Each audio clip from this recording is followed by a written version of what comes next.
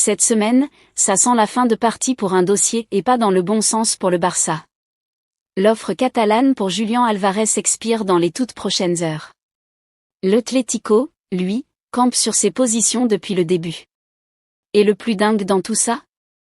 L'entourage du joueur commence sérieusement à lui glisser une idée qu'on n'aurait jamais imaginée, s'excuser, et rester à Madrid. Une semaine, pas plus, pour débloquer ce dossier ou le refermer définitivement. Pendant ce temps, en coulisses, Deco jongle carrément avec 7 dossiers ouverts en simultané. 5 départs à gérer, un attaquant à trouver, et un mercato qui se referme le 31 août.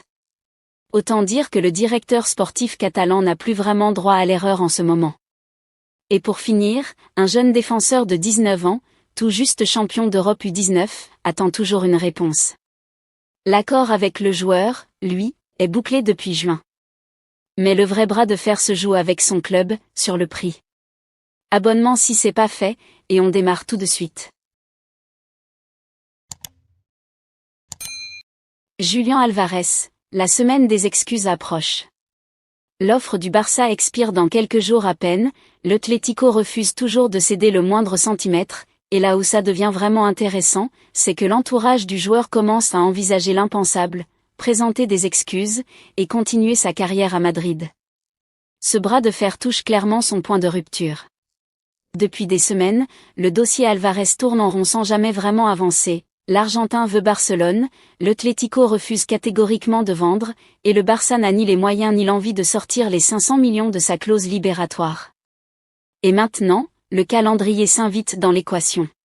D'après Mundo Deportivo, l'offre de 100 millions formulée par le Barça touche à sa date d'expiration exactement comme Laporta l'avait annoncé. Cette proposition n'était pas éternelle, elle devait tomber fin juillet. Donc, concrètement, dans les prochaines heures. De l'autre côté, la position madrilène n'a jamais bougé d'un iota. Miguel Ángel Gilmarín l'a répété via les canaux officiels du club, contrairement à l'offre catalane, qui a une date de péremption, le refus de l'Atlético, lui, est carrément infini. 150 millions, peu importe le chiffre, les colchoneros ne céderont pas leurs meilleurs joueurs, encore moins à un rival direct. Diego Simeone en a d'ailleurs remis une couche publiquement, décrivant l'Argentin comme « le meilleur joueur que nous avons à l'Atlético de Madrid », tout en saluant son comportement irréprochable et son rôle central dans le projet. Pour forcer les choses, Álvarez devrait donc multiplier les prises de parole publiques. Sauf que cette stratégie est terriblement risquée, aussi bien pour lui que pour le Barça.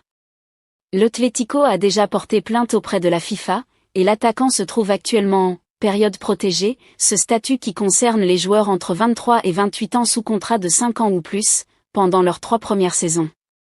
Une nouvelle sortie médiatique pourrait, selon Mundo Deportivo, être interprétée comme une preuve que le Barça a poussé le joueur à rompre son contrat avec de lourdes sanctions à la clé pour les deux camps. Il reste donc 2 options sur la table. La première, forcer un départ vers un club étranger, avec Arsenal qui reste à l'affût et le PSG qui pourrait relancer le dossier après l'échec Diomandé et les départs de Gonzalo Ramos, voire Barcola. La deuxième option, de plus en plus probable, tient en un seul mot, pardon. Selon le journaliste Achraf Ben Ayyad, l'entourage du joueur lui conseille désormais de s'excuser et de poursuivre l'aventure chez les colchoneros. Et chaque jour qui passe rapproche un peu plus Álvarez de ce scénario, sachant qu'un éventuel départ devrait se négocier vite pour lui laisser le temps de rebondir ailleurs. Pour résumer la situation, offre du Barça expirant fin juillet, refus catégorique de l'Atlético qui a même saisi la FIFA, joueur en période protégée, et un entourage qui pencherait de plus en plus vers l'option des excuses. Deco jongle avec 7 dossiers en même temps.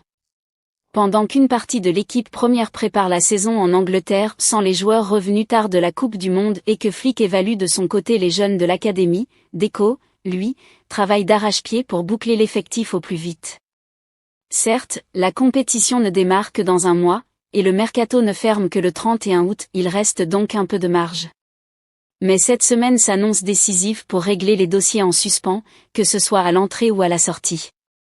Selon Mundo Deportivo, Deco, attendu au camp d'entraînement ce mercredi, avance avec calme mais fermeté sur l'ensemble des dossiers ouverts.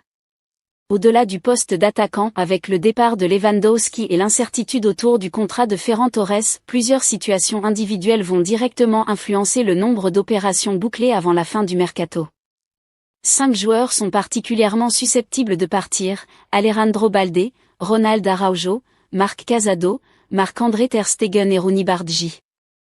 Le prêt du gardien allemand à l'Ajax était sur le point d'aboutir ces derniers jours et ce dossier aura forcément un impact, que ce soit sur le recrutement d'un nouveau gardien, une piste évoquée depuis des mois, ou sur la promotion définitive de l'un des jeunes gardiens actuellement suivis par Flick au camp d'entraînement. Dans le même esprit, Marc Casado a bien compris la saison dernière qu'il avait reculé dans la hiérarchie du milieu de terrain. Un transfert pourrait donc jouer en sa faveur, et avec plusieurs clubs intéressés, sa situation pourrait se régler pendant ou juste après le stage de préparation, au moment où Flick commencera à dégraisser son large effectif en Angleterre. Balde se retrouve dans une position assez similaire, sa place étant menacée par le retour de Cancelo, cette fois sous forme de transfert définitif qui devrait se concrétiser après le stage de préparation. Flick dispose aussi de Gérard Martin comme option polyvalente devant Balde, ainsi que de Joffre. Une décision qui pourrait tomber à son retour d'Angleterre. La situation d'Araujo, elle, est nettement plus complexe. Sous contrat jusqu'en 2031, il a toujours exprimé sa volonté d'aller au bout de son engagement. Proche d'un départ par le passé, il refuse pour l'instant de bouger. Quant à Rooney Bardghji, son départ semble acté et accepté de toutes parts, surtout depuis l'arrivée de Karim Adeyemi. Reste à savoir si ça se fera sous forme de prêt, ou de transfert définitif avec option de rachat.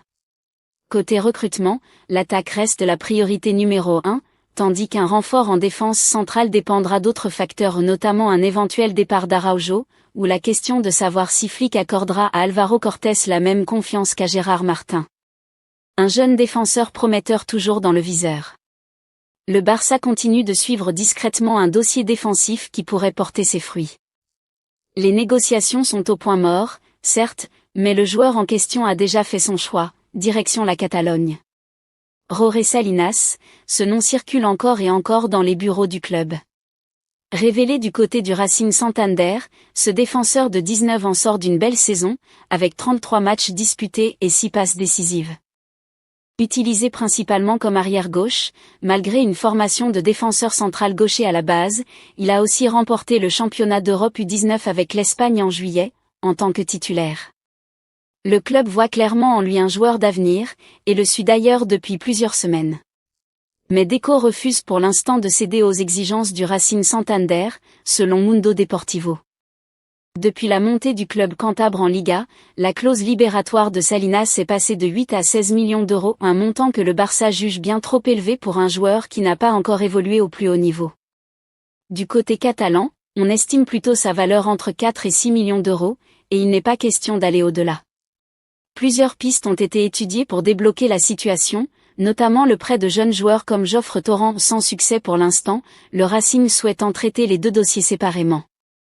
Malgré ce ralentissement, Salinas n'a pas changé d'un iota sa position, il veut rejoindre le Barça, et avait déjà donné son accord pour un transfert dès le mois de juin. En revanche, il refuse de forcer son départ d'un club qu'il a formé, et avec lequel il a vécu le retour en Liga après 14 ans d'absence. Actuellement en vacances après son sacre européen, le jeune défenseur a récemment échangé avec les représentants de Gestifut, l'agence de Jorge Mendes, pour faire le point sur son avenir.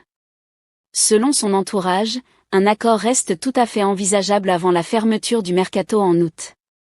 Le Barça, de son côté, garde cette piste ouverte, mais attend un assouplissement des exigences financières du Racing avant de repasser à l'offensive. On arrive à la fin, merci d'avoir suivi cette vidéo jusqu'ici. La question du jour, selon vous, Julián Álvarez va finir par présenter ses excuses et rester à l'Atlético, ou il va forcer son départ jusqu'au bout? Dites-moi tout en commentaire, ça m'intéresse vraiment. Abonnez-vous pour ne rien manquer de la suite, et à très bientôt.